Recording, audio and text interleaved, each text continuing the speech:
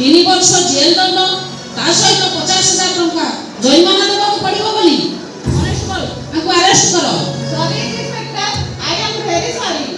गोपबंधु आयुर्वेदिक महाविद्यालय पुरी सम्मिलनी कक्षरे जिला स्वास्थ्य समिति तरफ आशा गाँ कल्याण समिति एवं महिला आरोग्य समितिर वार्षिक सम्मिलनी अनुष्ठित हो जाइछि। एथिरे मुख्य अतिथि भावे डॉक्टर सुजाता मिश्र जिला मुख्य चिकित्सालय और जनस्वास्थ्य अधिकारी पुरी जोग दैथिबा बेले डॉक्टर बिरजा शंकर रथ और डॉक्टर चंद्रकांति आचार्य, डॉक्टर ललाटेन्दु मिश्र, श्रीमती अद्याशा रथ सम्मानित अतिथि भावे अंशग्रहण करथिले। श्रीजुक्त बलराम पात्र एथिरे सभापतित्व करथिले। एथिरे अन्यतम अतिथि भावे डॉक्टर सुरमा मिश्र, प्रोफेसर गोपबंधु आयुर्वेदिक महाविद्यालय पुरी, श्रीमती चिन्मयी रथ जिला समाज मंगल अधिकारी पुरी जोग दैथिले। महाप्रभु श्री जगन्नाथ को स्मरण करने पर सभा कार्य आरंभ होइतिला। श्री अशोक कुमार साहू आशा संयोजक पुरी सम्मिलन रे उद्देश्य विस्तृत भावे उल्लेख करथिले। एहा पर समस्त अतिथि मानक द्वारा आशा और गाँ कल्याण समिति एवं महिला आरोग्य समिति मानकर आजिर परिस्थिति रे भूमिका संपर्क रे आलोकपात करथिले। आज हमर पुरी जिल्लार जिला स्तरीय आशा जीकेएस आउ मास रो कन्वेंशन होची। हमें जॉइंटली आज काली करछु चिंता जाक एथिरे ग्राम लेवल रे काम करतबा आशा माने आउ शहर रो बस्ती मान करे काम करतबा मास मेंबर माने एथिरे आमे तांकू डाकी थाउ, तांकू पुरस्कृत करथाउ जो मानकर भलो काम करथांती और तांका एनकरेजमेंट पई तांकी छोडे प्रोग्राम करिके तांकू उत्साहित करथाउ।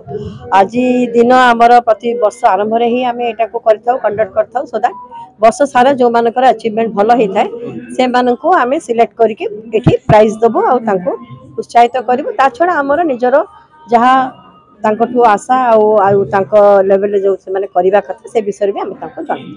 समस्त अतिथि वृंद आशा मानकर कार्य को भूयसी प्रशंसा करथिले। उक्त कार्यक्रम रे स्वास्थ्य सेवा रे उन्नति कार्य करथिवा 3 जण आशाक्रमी, 11 गोटी गाँ कल्याण समिति, 25 महिला आरोग्य समिति को अर्थ प्रदान सह ट्रॉफी और मानपत्र प्रदान करा जायतिला। आशा मानक तरफ सांस्कृतिक कार्यक्रम आयोजित करा जायतिला एवं पुरस्कृत करा जायतिला।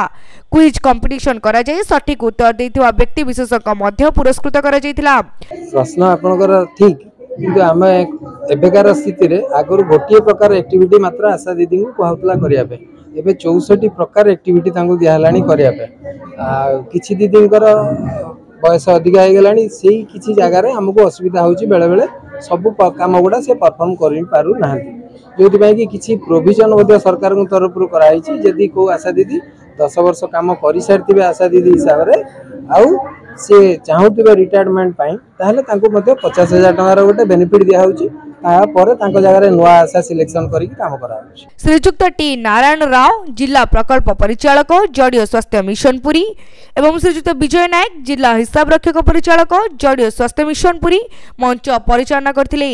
अन्य मानक मध्यरे श्री संदीप बारण ओझा एबीपी, श्री प्रशांत बराल डीएमआरसीएच असिस्टेंट मैनेजर रवि सके असिस्टेंट मैनेजर एवं अन्य कर्मचारी माने कार्यक्रम परिचालन रे सहयोग करथिले।